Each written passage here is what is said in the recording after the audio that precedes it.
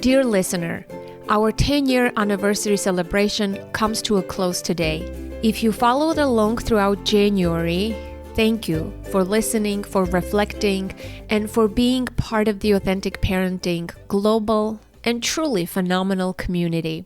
And if you are just joining now, I invite you to go back and listen to the 9 hand-picked episodes I curated to mark this milestone. Each one was chosen intentionally to reflect the heart, growth, and evolution of this podcast over the past decade.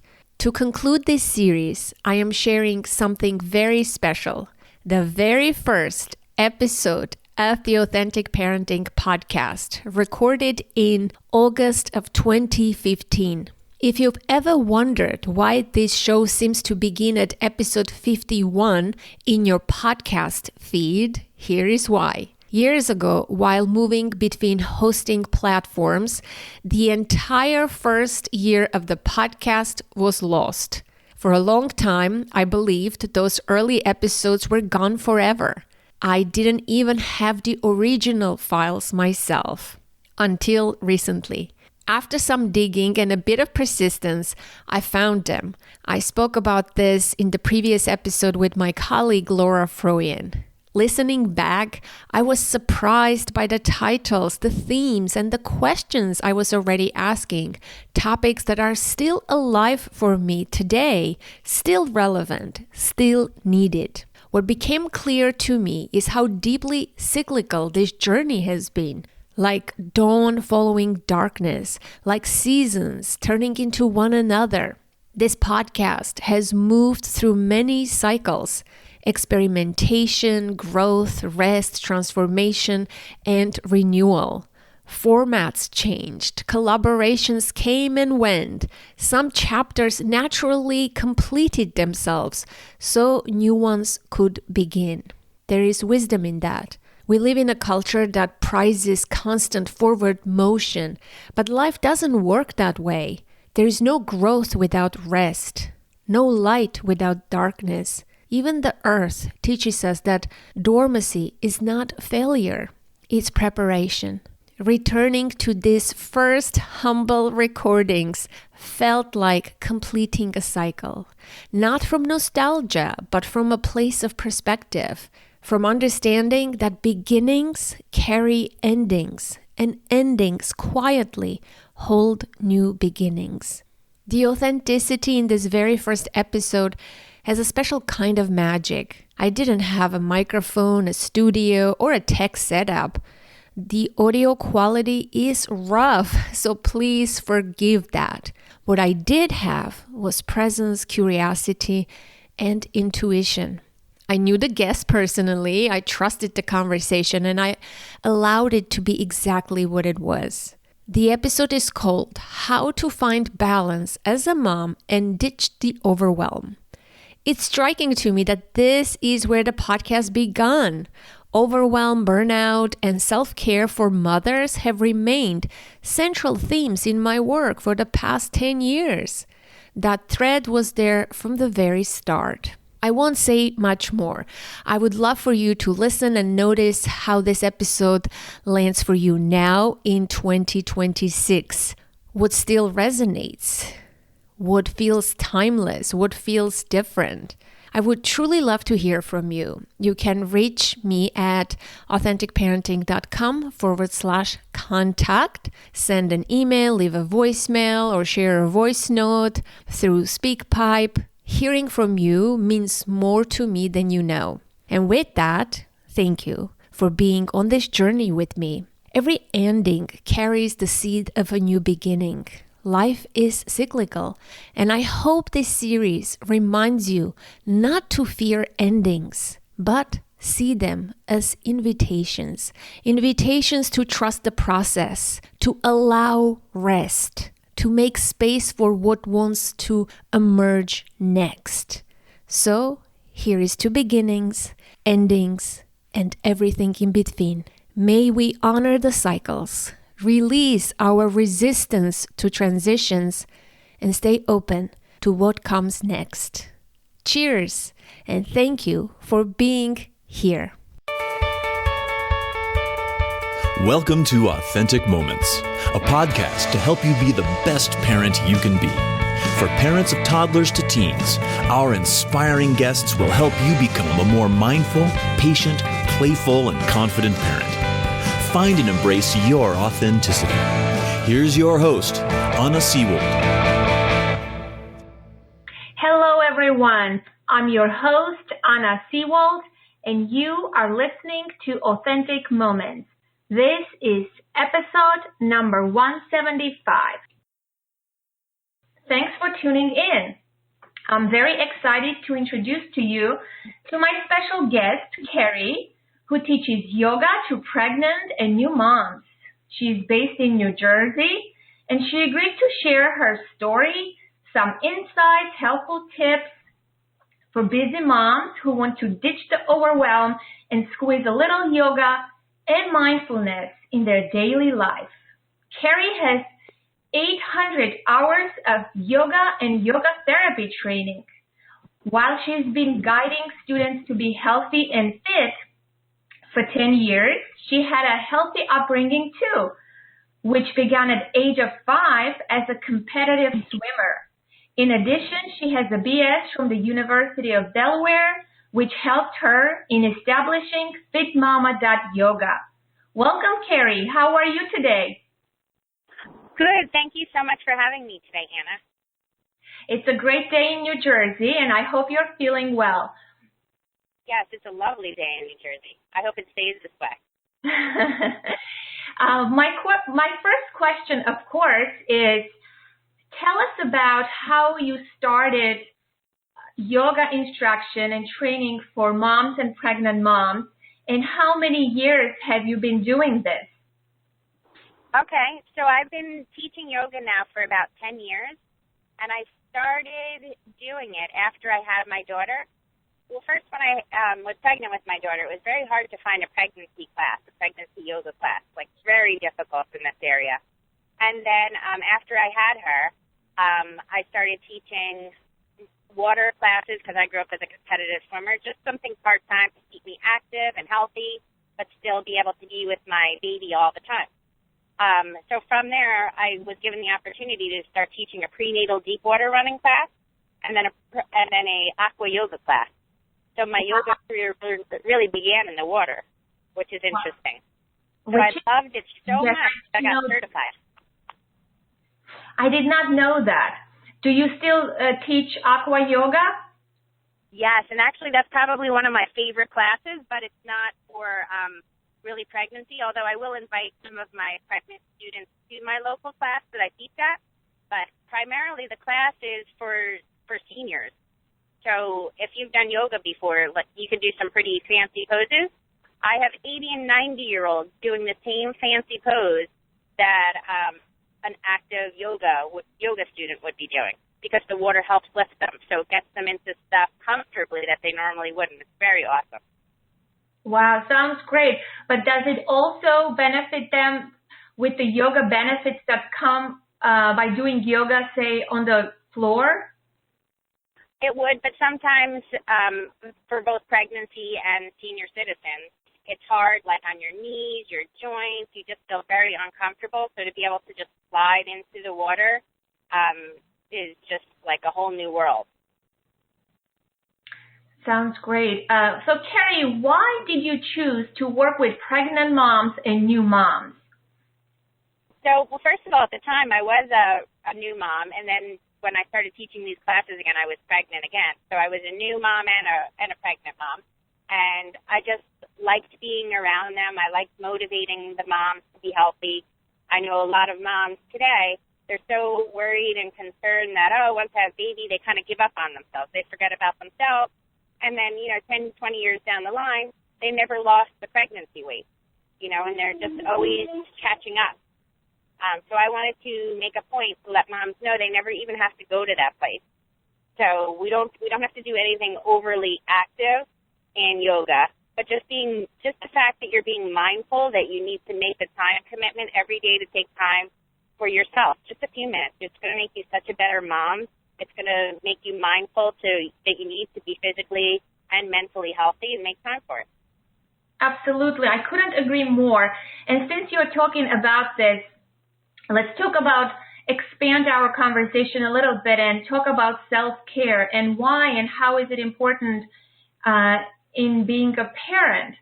Because I also teach my clients, the people that I work with, about self-care. And a lot of people say, oh, I don't have time for that. I don't have time to eat healthy. I don't have time to exercise. But as parents, we need to take care of ourselves, to put us in the picture too, because when our needs are not met, then we are not as effective, as resourceful as we could be, right? Right, absolutely.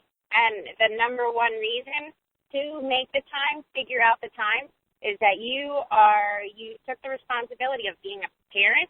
Now you need to be a role model for a parent. And if your kids see you unhealthy doing all of these healthy things, it's going to be harder for you to raise healthy kids. And I'm sure everybody out there, their number one priority if they have kids is taking care of their kids. You can't effectively take care of your kids if you're not taking care of yourself. Absolutely. And some people, however, confuse the terms self-pampering with self-care. You know, sometimes. Exactly. Do you agree with that? I totally agree with that. And it's, taking care of yourself shouldn't be considered an excess, a luxury. It's like mandatory. And the president needs to initiate like some sort of law. You must take care of yourself because that's how you're going to stay healthy. Your kids want you around for a long time. If you're not taking care of your specific needs, physical fitness, wellness, mental wellness, mindfulness, you're not going to be healthy, and your chances of being around longer for your kids aren't as big. I agree. So basically we can summarize in saying that self-care is self-preservation, and encourage moms to take some time from their daily lives to do whatever it takes to de-stress and decompress so they can be prepared again to face the challenges of parenthood. Absolutely. And the best way to do that is to find things that you enjoy. We all have something that we can enjoy, even a little bit, that could be active. It doesn't have to be running or hardcore or boot camp. Sometimes people are scared of it because it's just too excessive, especially this day and age. I feel like some of the exercise out there is a little much. And if you're already taking care of a kid, doing something like that might be just too much for you.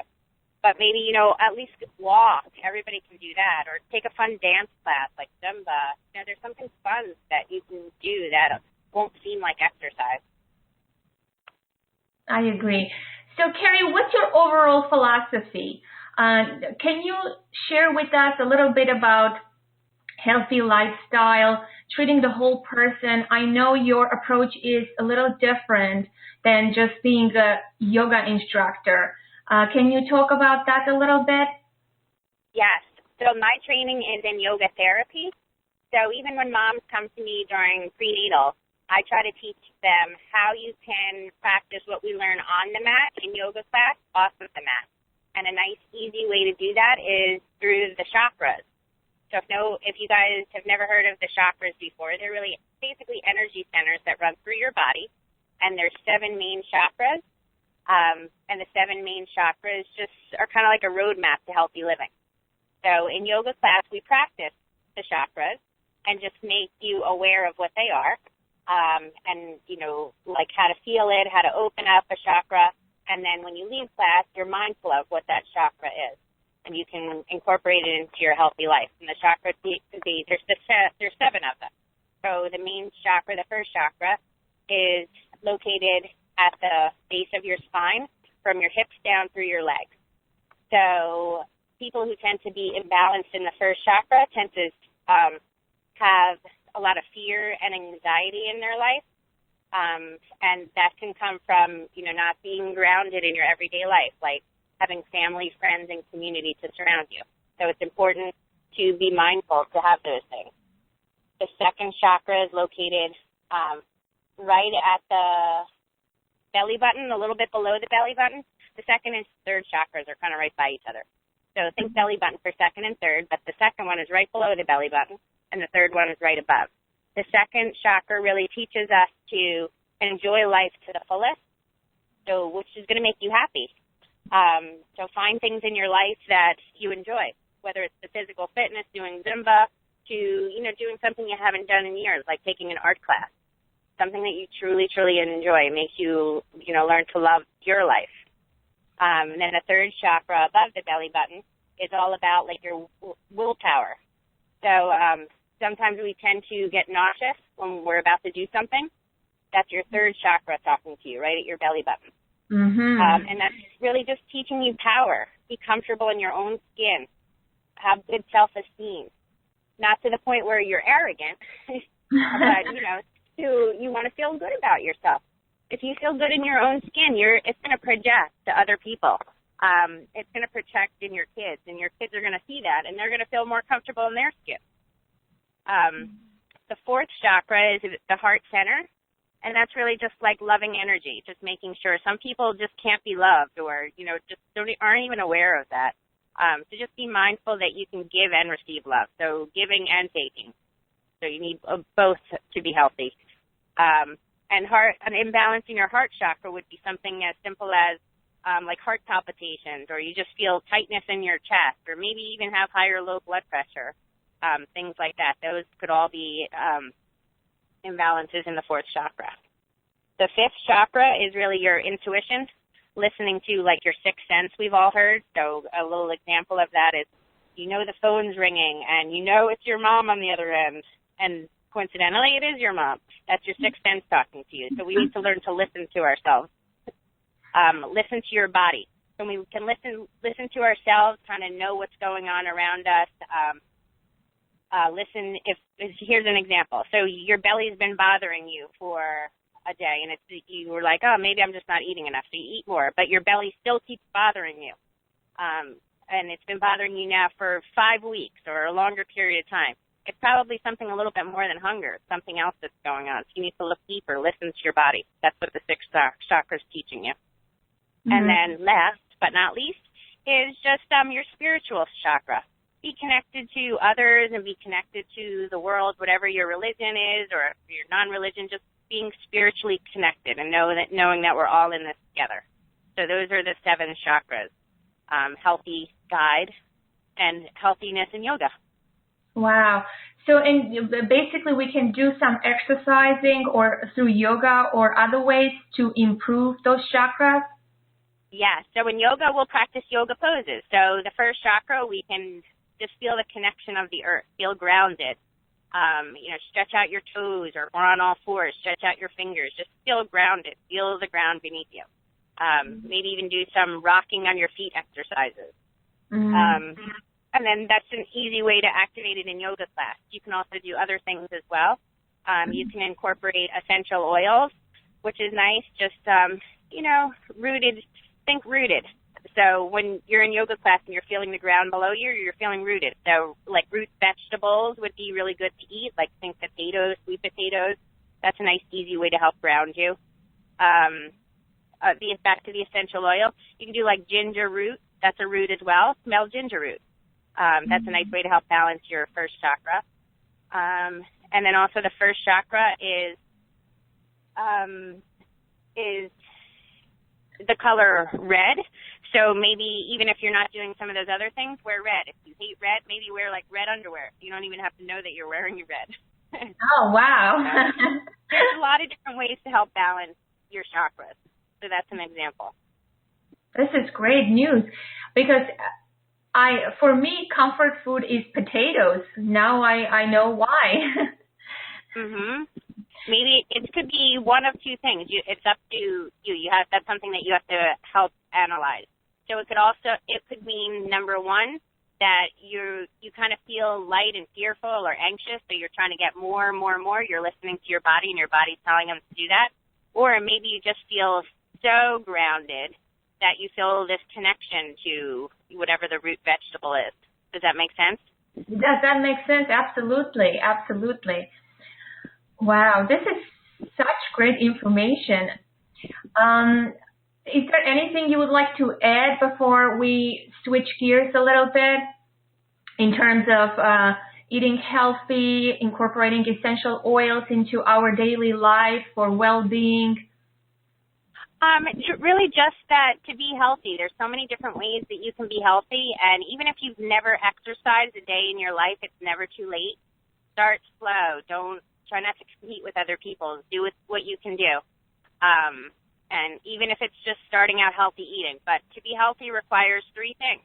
It requires you physically move something, find something to do to move, heart health, and mental wellness. So that's like practicing breathing exercises, helping ways to control your brain. When we can relax our brains, we're not going to have all of these extra chemicals in our brain that are going to send hormones, release hormones through your body and affect your internal organs. And then the third way, besides physical fitness and mental wellness, is your diet. What you're being mindful of what you're eating, but also other things, anything that comes into your body. So not just food, diet, but also environmental factors like, where do you live? Do you live in a toxic area with a lot of chemicals in the air, or are you in a stressful job, negative, so you're getting negative energy that's absorbing into your system? Or are you using like Johnson & Johnson's baby lotion, which has extra ingredients in it, instead of just buying like regular organic coconut oil, which is pretty inexpensive and a nice, easy way to moisturize your skin.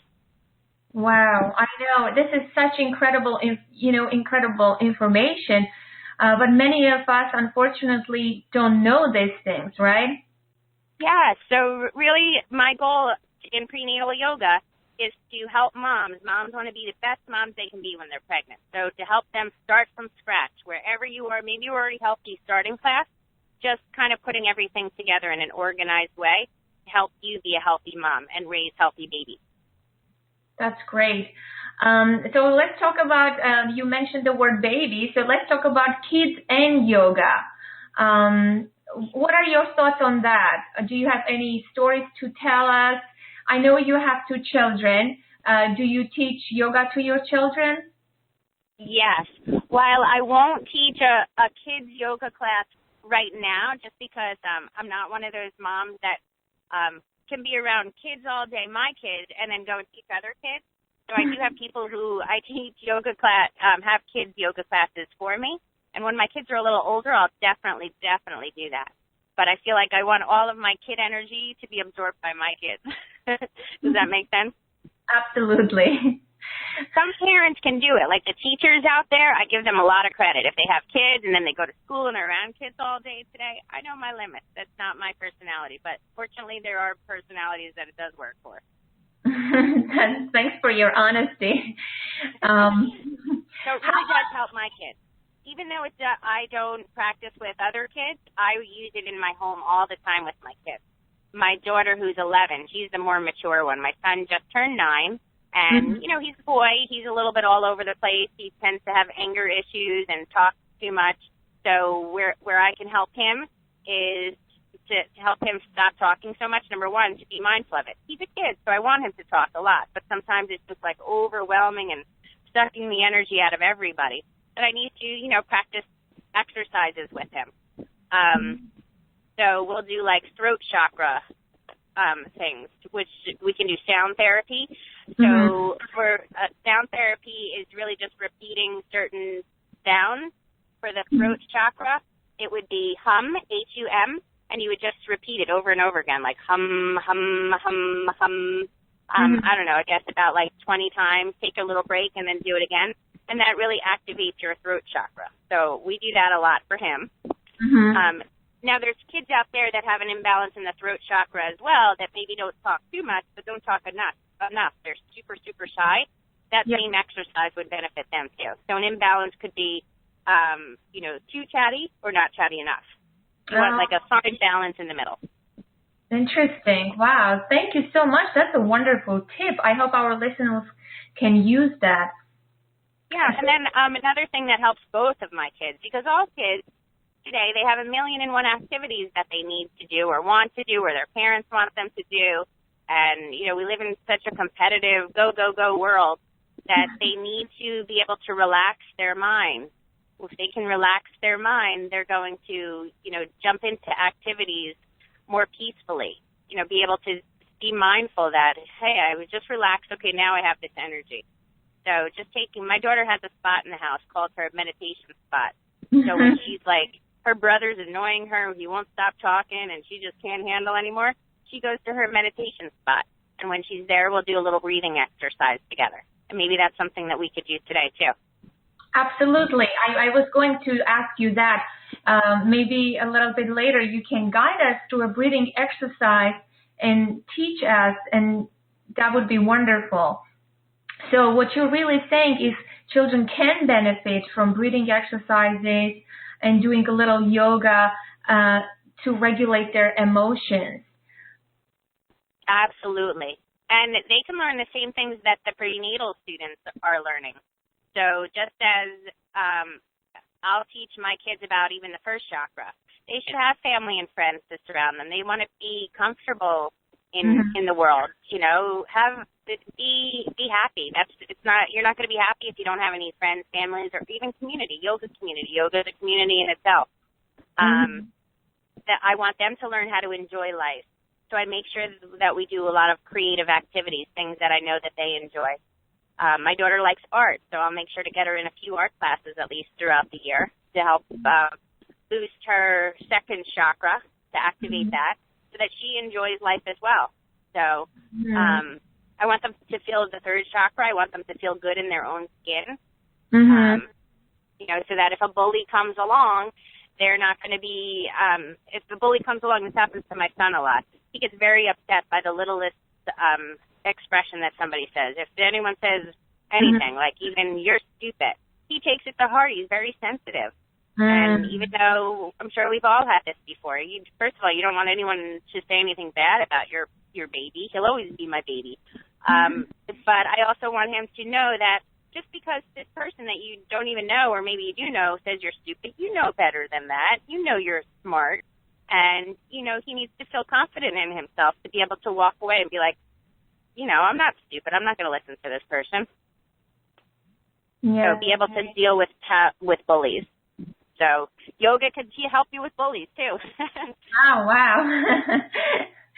The many uses of yoga. Yeah.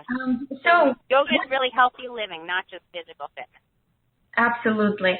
At what age do you think children would be ready to start meditation? Definitely for girls, maybe a little bit younger. Like I started doing it with my daughter probably when she was like 2. I didn't start with my son until he was probably like 4. Because he just didn't know what I was talking about. We would do poses, though, so for sure he would know tree pose and stuff like that. But we didn't go deeper into, like, breathing exercises and stuff until he was a little bit older than she was. So you can there's mommy and me yoga you can do. It's really more for the mommy and me yoga. But then they have toddler classes. So usually if I do a toddler class or if I work with people who do toddler classes, they'll usually start it between like 3 and up to about age 6 or 7. And then you go into a regular kids class. So what inspires you, Carrie? Let's see. I guess just probably the same thing that inspires everybody. I want to be happy. I want my kids to be happy. So I want to try to find ways for everybody to be happy, and it really makes me feel good seeing how I can help people. I know that you teach yoga classes at the lake. That must be wonderful and very inspirational. What a setting. Yes, it is. That's very good for your heart chakra, too, because there's a lot of greenery around us. You're outdoors. It's affecting you environmentally. So green is the color for the heart chakra. So there's just so much going on with that. We don't even play music in outdoor yoga, obviously, because the music is like the birds chirping or maybe the ice cream truck passing or the wind. Wow. So how do you balance motherhood and running a yoga studio or owning a business and being just a mom and a yoga teacher? How do you find balance in your daily life? Well, the same way that I tell other people to. I make sure to make time for myself no matter what. And even if taking time for myself means if I'm not feeling well, sleeping a little bit longer, maybe that has to be my exercise for the day because I just don't feel well enough. So listen to your body and be healthy. Get proper sleep, eat well, make sure to spend plenty of time with family and friends and communities, just feel good. And because I know when I'm not feeling good, I'm not as productive. So I want to find ways that make things that make me feel good so that I can be more productive and a better mom and a better friend. Yes, I agree. So do you think overwhelm is a choice? Do many people engage themselves in too many activities? They have to-do lists. They rush from place to place. They're trying to accomplish lots of things. Why do you think people are always in a hurry and rushing? Do you think this overwhelm is a choice or there's no other way? Yes, I really, really believe that they think that there's no other way until they start taking yoga and talking through, realizing that there is actually another way. But I really do truly believe it's almost kind of like an addiction.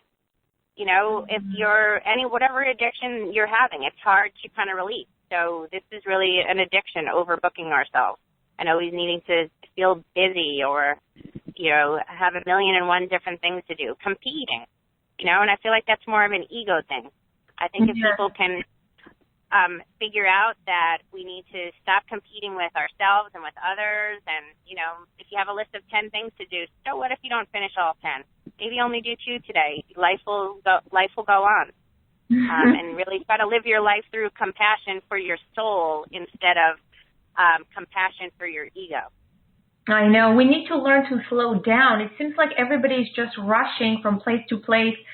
And with technology involved, right, there is this instant messaging. You always have to be on and respond to every text and email. I recently had an incident. Somebody emailed me. And I replied to that email within 24 hours, but not right away. And a person who recommended her to me, she called me and said, "Oh, she's nervous. Why didn't you respond to her?" I said, "Well, I did. I just did. It hasn't even been a day, but, people expect that you always be there, you always be accessible. And I think we need to make that conscious effort to slow down, to create tech-free days. Wouldn't you agree with me? I totally agree. Yes, so much so, because it makes you make more responsible decisions, too. So if you can think things through, you may not jump into say yes to something that you probably shouldn't have said yes to because now it makes your list of 10, 11. And you couldn't even finish your list of 10, so how are you going to do this next thing? I know. Right. So the hardest thing for me to do sometimes is to convince people that they need yoga. I was actually just talking to somebody last night who she doesn't do yoga, doesn't have time for it is her reason. And also the kind of exercise she likes is boot camp and, hardcore stuff. She took a yoga class and it was just too slow for her. And I told her that's your body. If you listen to yourself, you need the balance. You're always top running around. You need to help balance it. Balance is what's going to create health. Not doing more of the same stuff. I have a friend that only ate carrots for a long time and her skin started turning orange. She had too many carrots. So everything in moderation and balance it out. And also this person from last night that was having trouble doing yoga and needs it so much, it's a challenge to do these boot camp hardcore classes, and she wants to feel the sweat. But if she would sit still in a yoga class, even if it's just meditation, I would rather her enjoy 5 minutes of final relaxation than any other part of the yoga class, because that's really what she needs the most. Because she needs to challenge her mind to relax, just like she needs to challenge punching the boxing bag or whatever exercise she's doing.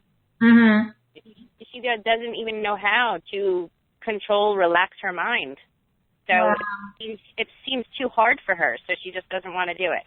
She And you know what? Bag and, Yes. go ahead. So sorry. And you know what? Those kind of people, I'm sure she's a mom. They also tend to sort of teach their children the same lifestyle, and their children are constantly on the go. I also work with people like that, and they find that surprising that, when I tell them your children need some time and space just to do nothing, to be bored, because boredom is the gateway to creativity. You need some space to think, to reflect, to hear your inner voice, to be in tune with yourself, with your feelings, with your thoughts. Otherwise, if you're constantly on the go, you don't have that time. And do you agree with that? Yes, I totally agree with that, because otherwise you're almost letting your computer make the decision for you, or other people. If you're with yourself, you can come up with so many creative ideas. You're not giving yourself the opportunity. I agree. So, and parents sort of corrupt their children from that precious time that we have very little time. Our children are in schools, for so many hours. Then they have after-school activities. And after school activities, there is always the computer or the iPad or the TV. So we literally do not let our children to have some free time and space to think and reflect or daydream. Yes, I totally agree. And it's so dangerous. Because children just become anxious and stressed just the way as their parents are. Right. I totally agree.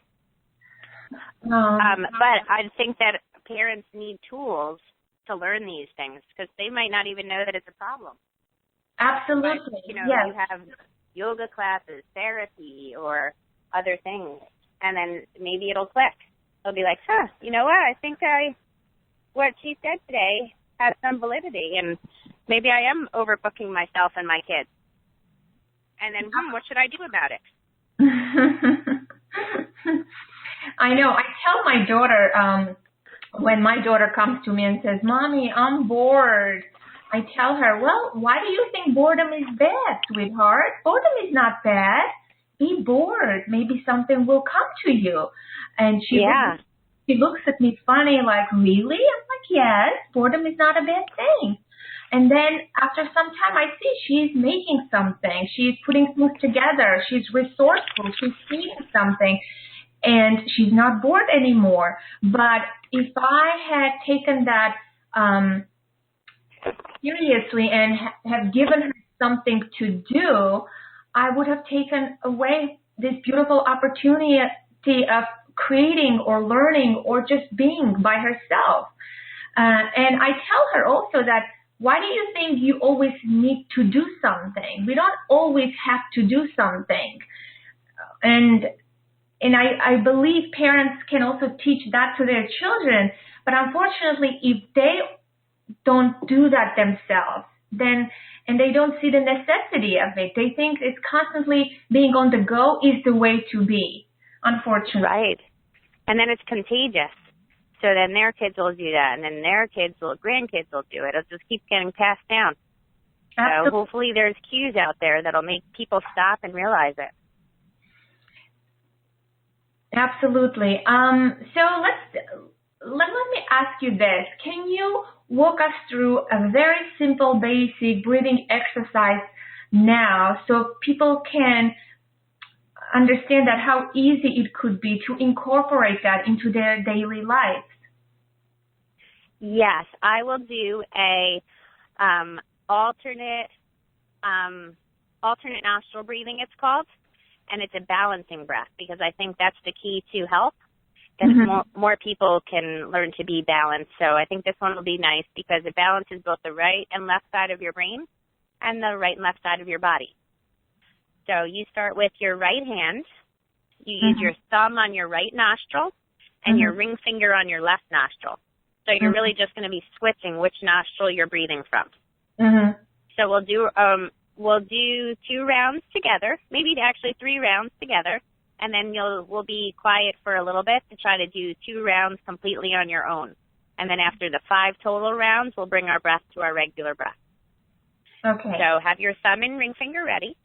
Take a nice deep regular inhale and exhale. And we're going to inhale through our left side, so right thumb, right nostril.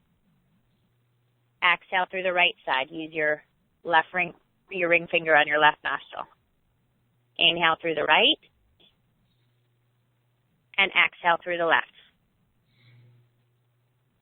Inhale left. Exhale right. Inhale right. Exhale left. That's actually our second round. Is our third. Inhale left. Exhale right. Inhale right. Exhale left. That's our third round. I'm going to do one more with you, just a little slower. Inhale through your left. Pause at the top. Slowly exhale through your right, so even longer than your inhale. Nice and slow. Pause at the bottom. Inhale back through the right. Pause at the top. Exhale through the left. Nice and slow. And then try that one more time on your own. See if you can do it without my cues.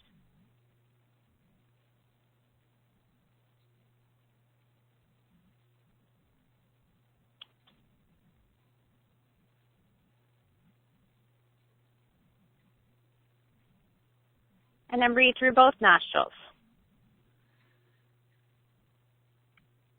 Sometimes that clears up your sinuses a little bit too. So sometimes people tend to just breathe through their mouth because they're all stuffed up. But you actually want to challenge yourself to breathe through your nose a little bit too, and that'll help you clear out your sinuses. Wow. Even if it's not all day long, just kind of like do a few exercises like that, nose breathe. Wow, this helped me, Carrie. I feel so light already. Good. Sometimes people, if it's their first time ever doing it, you might even feel a little lightheaded. Your brain's not used to so much air coming in, and that's actually a good thing to give your brain more air. That's how I feel, honestly. Yeah. You're high on air. But that's a good thing, right? Yes, absolutely. And actually, I was reading some articles recently that says it's actually healthier to nose breathe than to mouth breathe. So that's just something to be mindful of. Catch yourself during the day. Usually when I'm mouth breathing, it's because I'm doing something stressful. And that's actually activating my beta brain wave, which is like chop, chop, chop, rush, rush, rush, fight or flight. But when you're nose breathing, you're activating your alpha brain wave, which tells you to relax. And so just catch yourself during the day. If you're mouth breathing, don't judge yourself. Just try to go back to nose breathing. Wow. Amazing. So if people don't know how to start, where to start, what would you recommend if they have doubts or if they say, I don't have time? What would you recommend to those people? I would recommend at least committing to once a week, or to even go a step further, 15 minutes every day, just to make time for yourself. Maybe just sitting quietly, maybe going for a little stroll. Just getting in the habit. Habit is really is key to how to be healthy. Once you can allot the 15 minutes, then you can make it a little bit more. It became habit. It's part of your everyday, and now you can add on. So usually when I have people sign up for my prenatal yoga classes, I'll make them do it once a week. So commit to me to come once a week. So I'll actually do it to the point where I'll overcharge for a single class, because I want them to be like, well, that price is ridiculous. I could just take 4 classes for $5 more instead of 1 class. That's the point. Yes, I want you to come 4 times once a week than just 1 time, because you're going to get so much out of the 4 times, and it's going to become a habit. Absolutely. So that's definitely step 1. And then to make something a habit. Step 2 is really try to add yoga into your life, because it's going to cover all 3 aspects of being healthy. Like I mentioned before, your diet, it's going to cover your physical fitness, and it's going to cover your mental wellness. From there, you're going to come up with what your next step is going to be. So maybe just commit to a weekly yoga class for now and then go back to 15 minutes every day of something else. Mm-hmm. And then add from there. It's always about adding on once you feel comfortable with the habit. Great. Thank you so much. Do you have a favorite quote? My favorite quote has been for the past month, and I actually used it earlier, and it's about respecting and listening and worshiping your soul and not worshiping your ego. And I really, truly believe that if we can just stop and think about, why am I doing this? Why am I doing 5 million things? Am I feeding into my ego?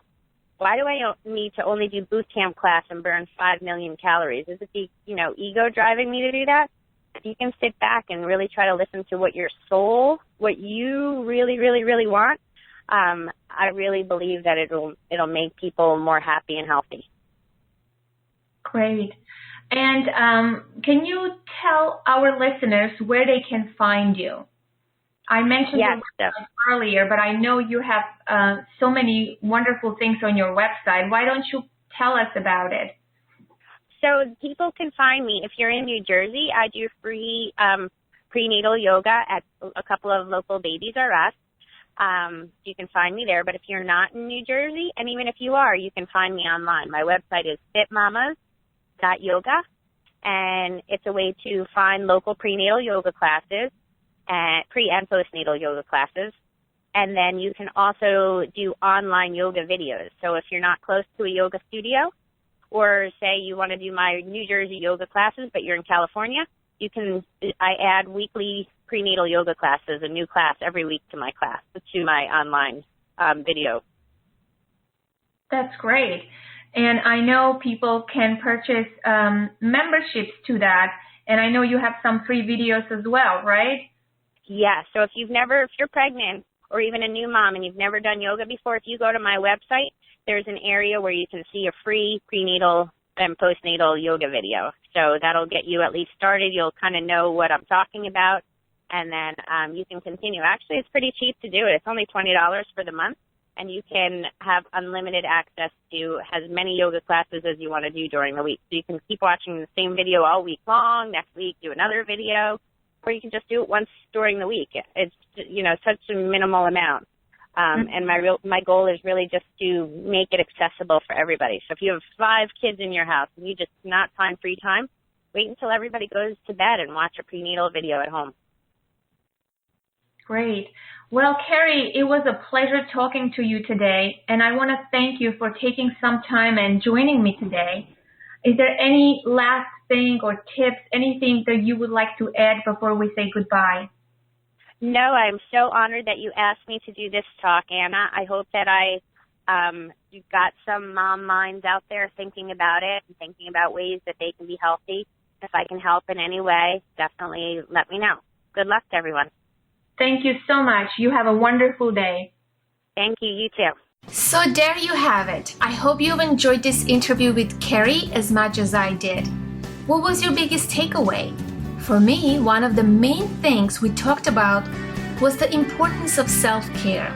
You can't take care of your children effectively if your own needs are not met. And remember, don't say you don't have time. Self-care is self-preservation. I hope you will be inspired to take some action in that department starting today. One way would be to learn to do some breathing exercises or incorporating yoga into your daily life. And I would definitely recommend you check out Carrie's website, fitmamas.yoga, for free videos and local classes. Again, thanks for being here today. I can't wait to connect with you soon. Remember, if you have parenting questions, visit authenticparenting.com. Until next time, bye for now.